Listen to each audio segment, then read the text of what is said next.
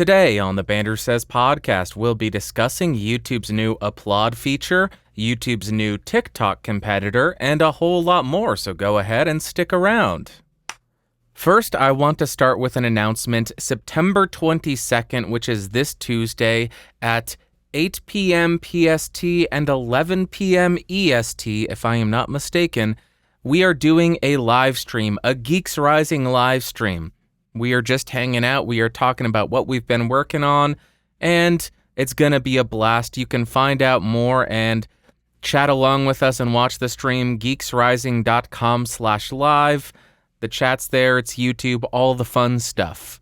Now let's talk about the new YouTube Applause feature. This is a feature that was announced a couple of months ago, if I remember correctly, and I did speak about it on the show. But at that time, I had not seen this actually being in use. I had not seen it on any channels. I did not know any channels that had this feature enabled until this last week.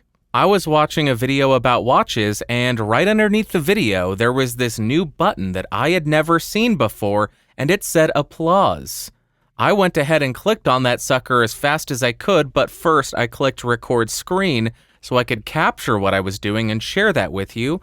Once you click on Applause, you get a pop-up. It asks you how much you want to donate, $2, $5, $20, and $50. I don't have it right in front of me, so I don't remember, but it gives you a couple of options about how much you can donate. Once you enter in your payment information and click purchase or buy, a little animation pops up, given 4 claps. You get yourself 4 claps for $2, only 50 cents a clap. And that money goes directly to the creator. I'm guessing that YouTube is still taking their cut, which is 35%, 40% probably, something like that. And I think this is really a great thing. I hope they do start to roll it out to more people. I know from my experience, I've had people asking, how can I give you money without becoming a member, without signing up for Patreon? I don't want a recurring charge. I just want to send you $5 or $10 or $25. And I don't have a solution because I don't have a Patreon. I don't have a PayPal or any of that stuff. So this would be a solution for that.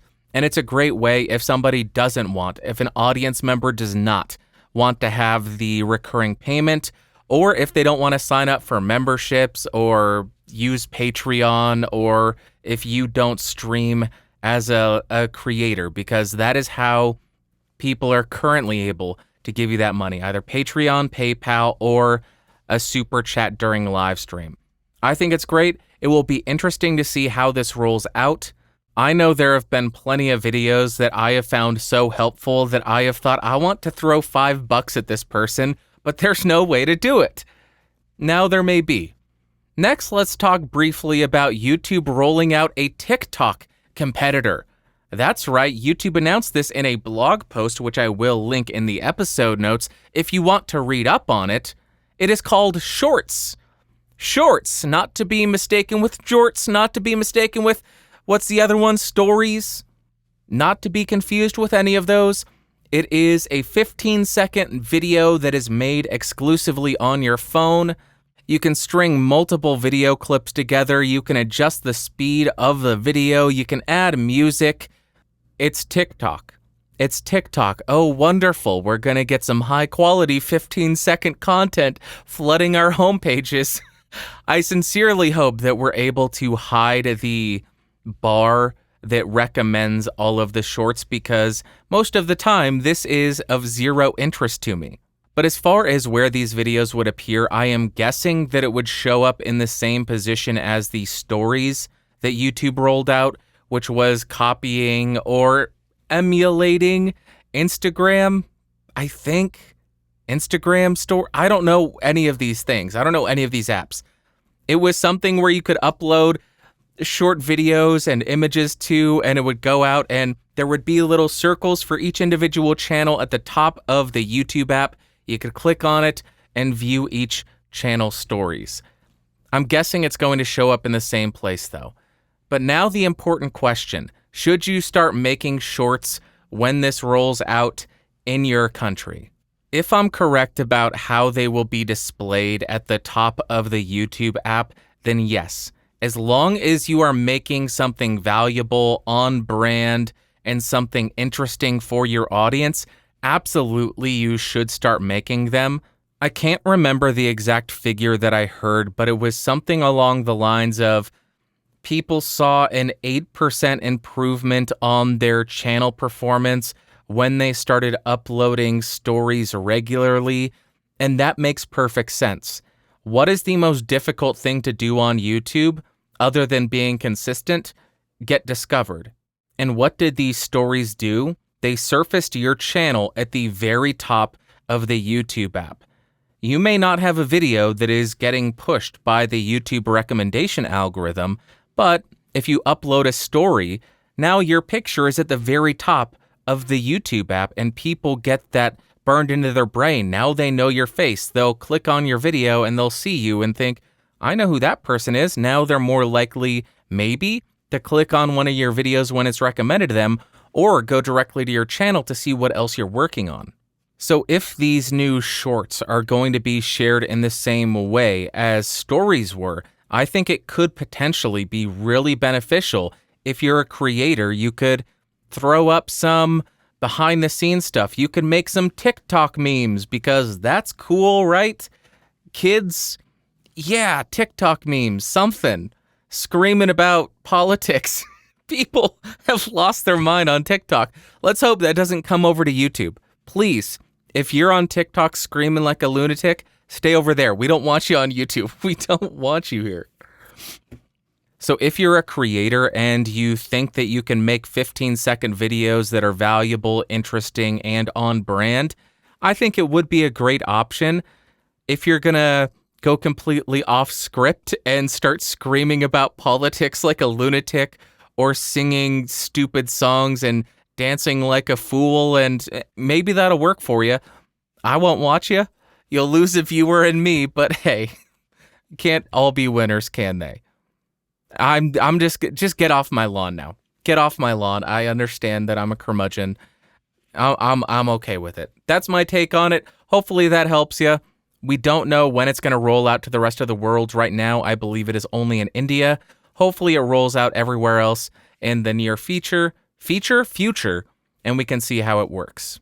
And that is actually it for the news. Now let's talk about what I have been testing, and it is the SE Electronics Gemini II, aka Chunkster, aka Thick Boy. Damn boy, he thick. It's a thick microphone in form factor. In terms of tonality, not so much. It is quite top heavy. Quite a lot of top end to this sucker, quite detailed, quite articulate. And if you have a harsher voice, I don't necessarily think it is too flattering. It captures all of it. It looks great, though. It looks great. I think it sounds incredible on the acoustic guitar.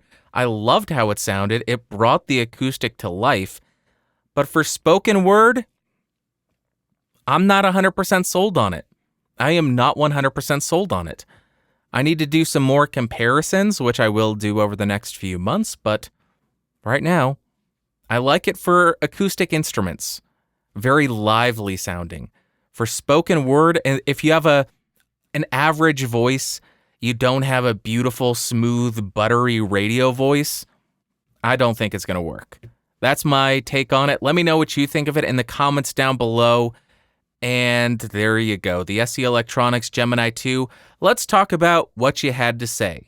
First comment comes from Justin, and he says, if you want to use a guitar pedal for low impedance signals, the easiest way is to use a passive DI reamp box. You can either set it up like a reamp where you come out of your interface with a line level recording, or you could do it live with the output of the mic pre. The low impedance side usually has an XLR connector, though, so you may need an adapter if your mic pre outputs is TRS. Creative Sound Labs has some videos on YouTube where he uses a compressor pedal on some drums, spring reverb on vocals, etc. Check it out if you need help with the signal flow. Justin, that is a great suggestion. I had not really considered doing it as a reamp where you output the signal from a recording out of your interface into the pedals and then loop it back in and record the processed signal. That is a fascinating take on it. Why not treat it like a reamping, like you're actually reamping a guitar? That's genius. I am going to have to look into this and see if I can come up with an affordable channel strip. Because right now I am working on building the most absurd channel strip, the most overkill channel strip for all the super famous streamers who want to spend thousands and thousands of dollars. I can say, don't buy the pre-made ones, buy this instead. It's better, it fits all your use cases, and we'll see how that works out. But then, for everybody who's normal and doesn't want to spend thousands and thousands of dollars on a channel strip, we could go with a couple of guitar pedals and get something similar. Love the way you're thinking, Justin. Appreciate you. Next, I am not going to read any specific comments because there were quite a few of them, but I got a number of comments from folks saying that they support YouTube demonetizing a channel because that channel's actions on other platforms and in real life was not something that YouTube supported. I'm going to try to summarize the argument as a whole as fairly as possible, and if anybody who I was having this discussion with thinks that I'm being unfair, let me know. I'm sure you will. You will say, "You idiot! You idiot! How could you think that's what we were arguing?" I believe I am being very fair and charitable. My understanding of the argument is these channel owners were taking part in actions that could potentially harm a large number of people. COVID is a thing, and COVID can harm people. This channel, this group of people were ignoring it, and therefore demonetization is justified, even if their messaging and their dangerous content was on a different platform. I believe that is the argument, and my question would be, why is it justified? Why? If this group is spreading a message and their actions are advocating for behavior that is going to harm people, but not only harm some people, harm a large number of people, and not only harm people, but potentially kill people, do you really believe that the appropriate action is, okay, well, you can say all this stuff that will lead to people dying. You can continue to advocate for people to take part in actions that will more likely lead to their death. That's perfectly fine. We'll allow you to do that, but you won't make $2 for every 1,000 views. You can kill people, but you won't get paid $2 for every 1,000 views. That's why I don't think that YouTube is, in fact, doing this for any legitimate reason. I don't think YouTube is intending to protect people. I think YouTube is only trying to convey the illusion that they care about protecting people. Also, maybe I'm crazy for thinking this, but I don't think the majority of people need another mommy and daddy in YouTube. The majority of people don't need another mom and dad telling them what's appropriate and what is inappropriate, what's good and what's bad. That's what parents exist for. Parents exist to teach their children, to enforce or instill ideals into them, to inform them on the appropriate way to function in the world, to survive. I legitimately refuse to believe that there is anybody out there in this world sitting there on their butts watching Instagram or TikTok or Snapchat and thinking to themselves, oh, this whole COVID thing is no big deal. I don't know what's actually going on in the world, and I just saw this snot-nosed 20-year-old college kid recommend that I ignore doctors who have decades of experience and go to a party instead. Go to a party and ignore all the advice that's out there. So I am going to go ahead and listen to that kid and go to the... oh, wait. YouTube demonetized that guy? Oh my God. I guess that's a bad idea. Now I understand going to this party is a bad idea. Thank goodness that YouTube demonetized them so I understand what appropriate behavior is. Oh, thank you, Mommy and Daddy YouTube. I love you so much. You saved my life. Maybe I'm giving people too much credit, or maybe I am giving them too little credit. I don't know. I just don't believe that people are making decisions on how to conduct their life based on YouTube's monetization policy. I don't think they are determining who they will listen to and whose advice they are going to take based on who YouTube monetizes. There was also some very interesting discussions about YouTube's ecosystem. I was arguing that YouTube's ecosystem ends with YouTube. Your actions on YouTube should dictate your monetization, your partner, your standing on YouTube. And the other side of the argument was YouTube's ecosystem extends to Twitter and Instagram and TikTok and Snapchat. It extends to all of these different platforms because your behavior on these other platforms impacts your reputation, and your reputation exists on YouTube. I may have misphrased exactly what the argument is, but because YouTube is hosting you, if your reputation is soiled somewhere else, that could reflect poorly on YouTube because they're hosting you as well. I don't agree with that. I think YouTube's ecosystem ends with YouTube. I think Twitter's ecosystem ends with Twitter. But we were not able to come to any common ground. I want to pass the question off to you because I think this is a fascinating discussion. What do you think YouTube's ecosystem is? Where do you think their enforcement should lie? Should they enforce their policy, their TOS, based on your behavior on all other social media platforms? Or should their policy only be impacted by your behavior on their specific website and their hosting and via the services that they are providing you? Let me know in the comments down below on YouTube. I think this is a fascinating discussion, and I want to hear what your thoughts are. Now let's jump to my favorite part of the show, the Ask Bandrew segment.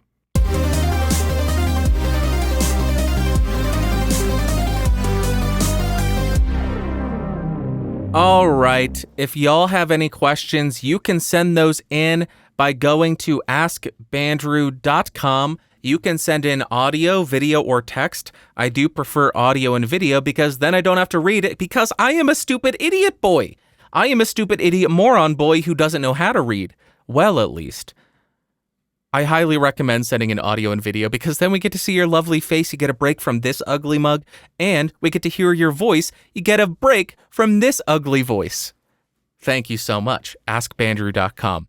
First, we have a video submission from Chad from the YHRS, Your Home Recruiting Studio. Sorry, Chad. Take it away. Hey, Bandrew. I can't tell you how tempting it was to start this video with greetings, Earthling, but that just kind of seemed like stealing. So I have a small YouTube channel, and there's a lot of overlap, I think, between our two channels. There's I talk a lot about microphones and audio interfaces, compressors, and all just the fun gear surrounding audio. I approach it more from a kind of a home recording perspective, kind of more of a making music perspective rather than spoken word. But yeah, I have become quite a fan of your content lately, so I did at least want to say nice job. So my question is a little less on the technical side of things and a little bit more on the presentation side of things for your content. One of the things that I really appreciate about your videos, both on Podcastage and on your podcast channel here, is that you have a tone really similar to kind of what I'm trying for on my own channel. And that's to not just read off of a teleprompter. Like, you know, your videos, you're obviously not just sitting there reading line by line stiff and, you know, just delivering a written speech or anything. You have like a very conversational kind of approach to how you deliver your content. And I really appreciate that. And that's also just really close to what I'm going for as well.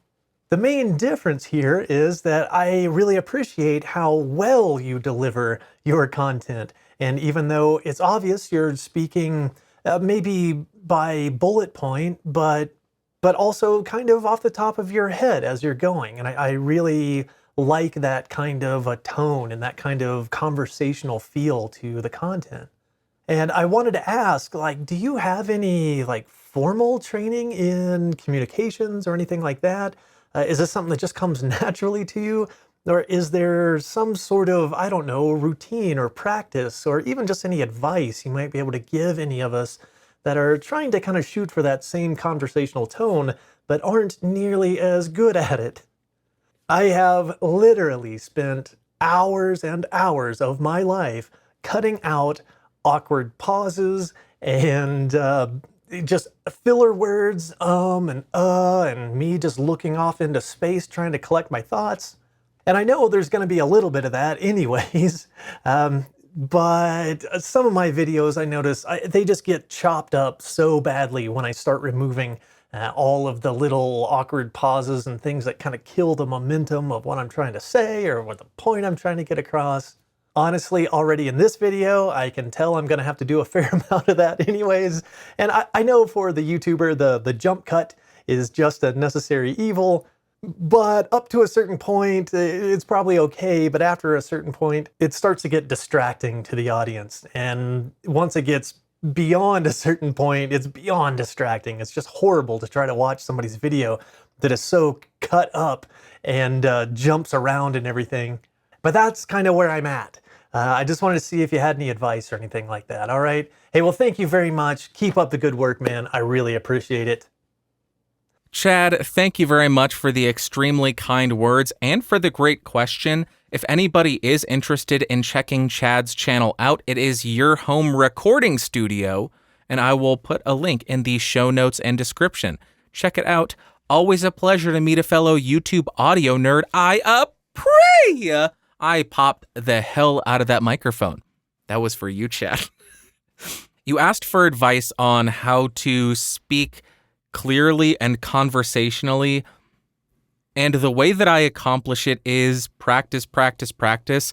I have a lot of experience practicing being a human and speaking conversationally because I find human dialect and communication bizarre. From my home planet, we speak via telepathy. We don't even have this idea of words, and having to convey via that communication method is excruciatingly difficult.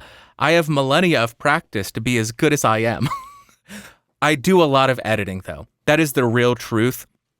I do a crap load of editing. If I make a mistake, I will start over and re-record that section. I try to be as clear and concise as possible because I know that if somebody is coming to my videos, they are not coming to hear me screw up. They are not coming to say, I bet he had an off day. That's okay. I treat every video that I make, with a few exceptions, as though it is going to be somebody's first impression of me, because every single video that I make has that opportunity to be somebody's first impression of me. If you do struggle from saying uhs and ums and you knows and so's, a really great way to improve upon that is editing those out every single time that you say it, and that creates this negative reinforcement in your mind. Crap, I just said That's 5 seconds more work. Crap, I just said so,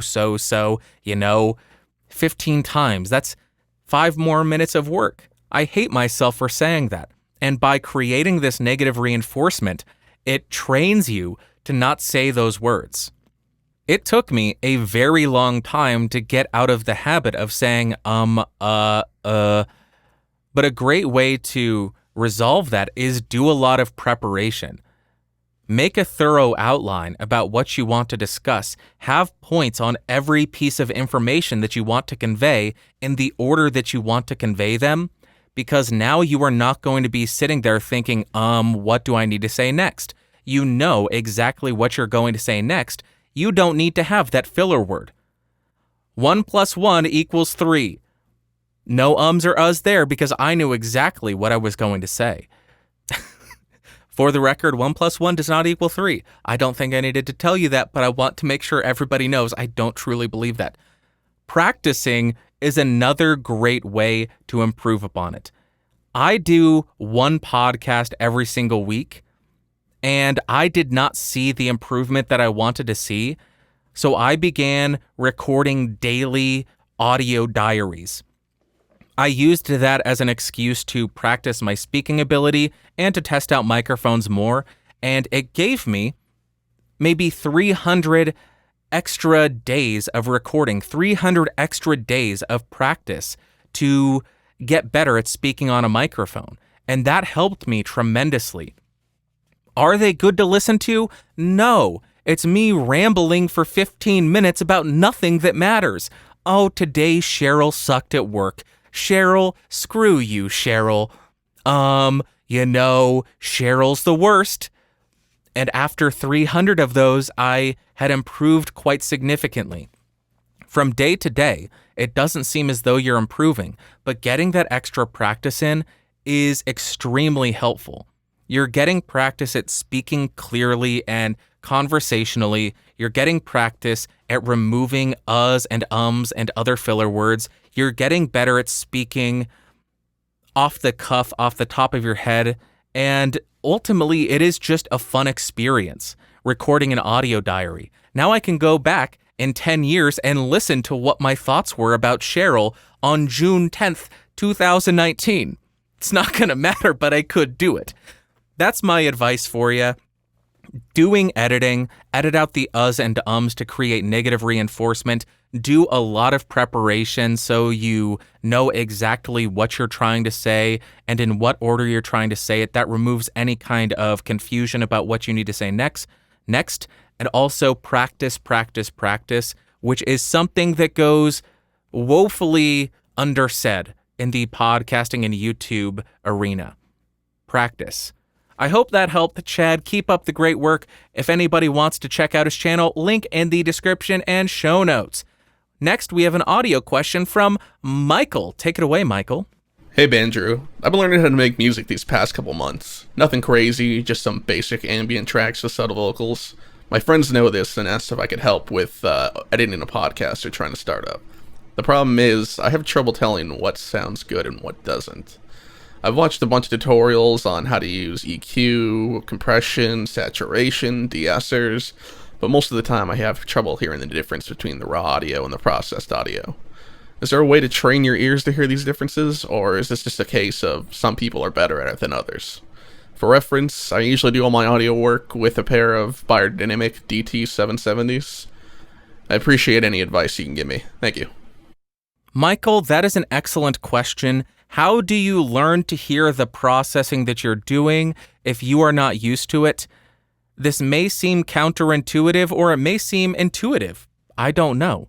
Crank it all the way up. Crank the plugins to max, and that will give you a very clear understanding of what it is doing to your audio. For instance, I am speaking normally right now.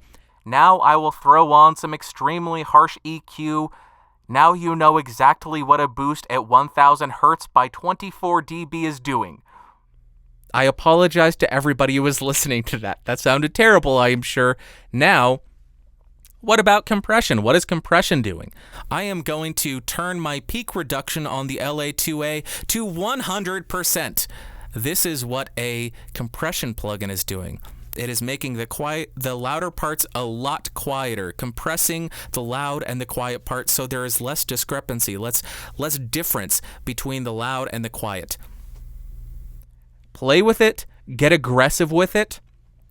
That will teach you the character of the plugins, and that will allow you to hear what you're actually doing and then roll it back to a reasonable level. You do not want to put out a recording or a podcast with compression cranked to 100% with a 24 dB boost at 1 kilohertz. You will actually, I'll save that for Alan. No, Alan, you go ahead and make that podcast over on SoundSpeeds. I would love for him to put out a podcast making it sound as bad as possible. Everybody go to youtube.com/soundspeeds and tell him that he needs to make the worst sounding podcast ever. Alan, do it. Do it, coward. Do it. I hope that helped you, Michael. I hope that helps you understand or learn to hear what each of the plugins is in fact doing. Don't get subtle with it at first. Crank it all the way up so you can hear what it's actually doing to the audio, and then roll it back and be reasonable with it. Don't crank it all to 100% and then send it out. And lastly, we have An audio question. I didn't know what it was. From Mo. Take it away, Mo. Okay, 3 things. 1. Hey, hi, how are you? Hope you're having a good day, Bandrew. I've been a fan of your show for a while now, and I'm very happy to send in a question for the podcast. 2.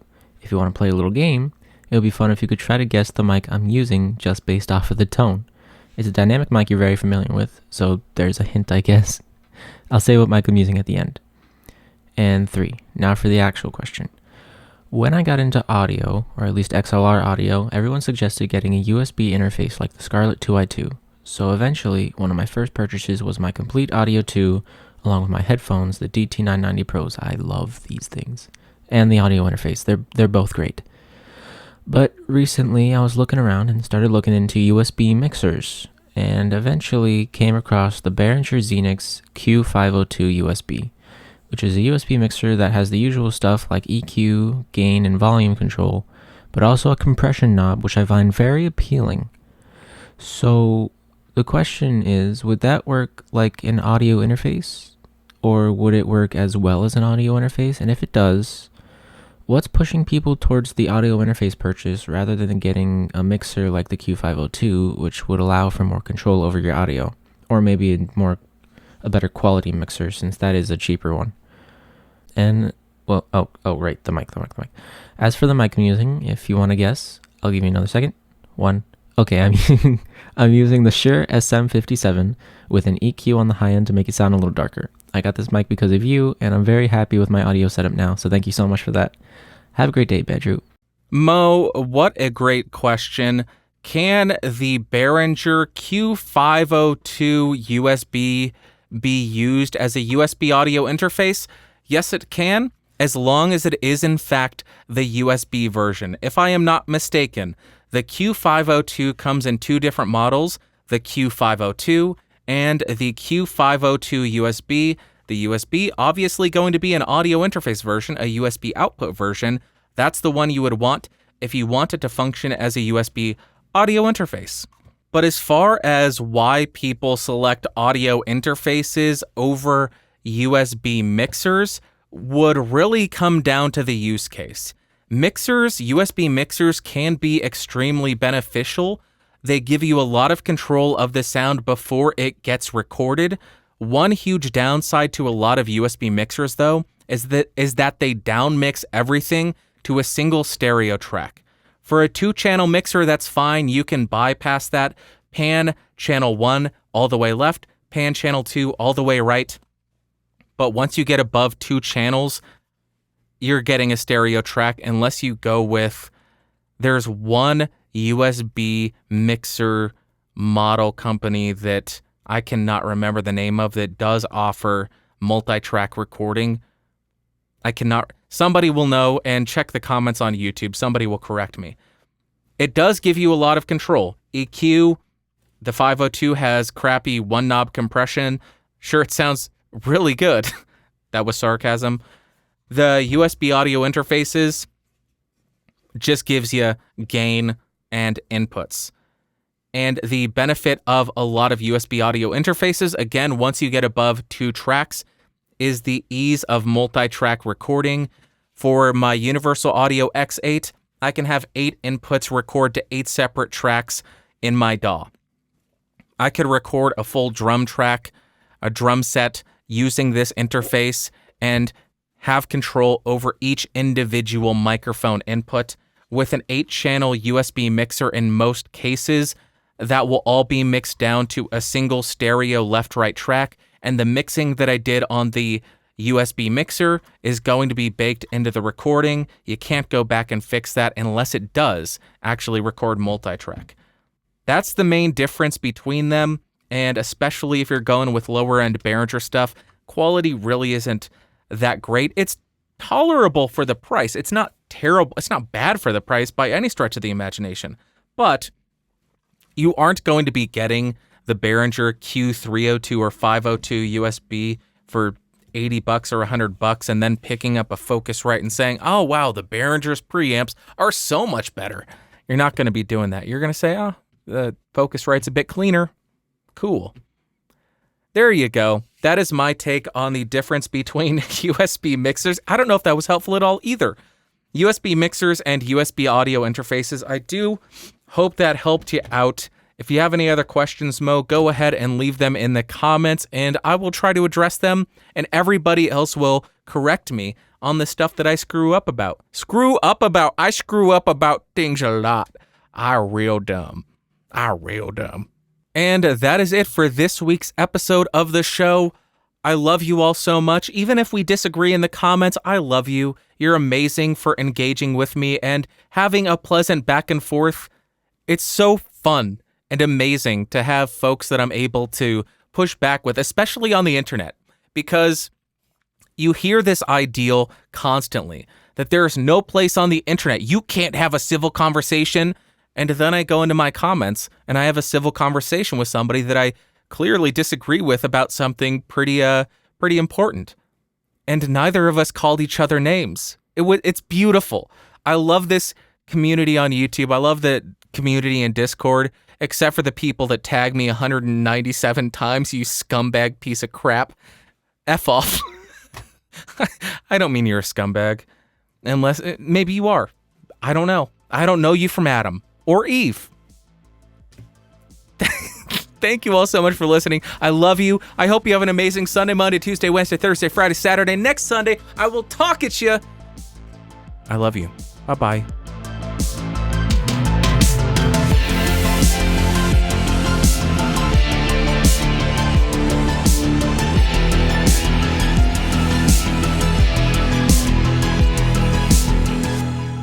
This has been a Geeks Rising production. Your executive producer is Bandrew Scott. For more information, head over to www.geeksrising.com.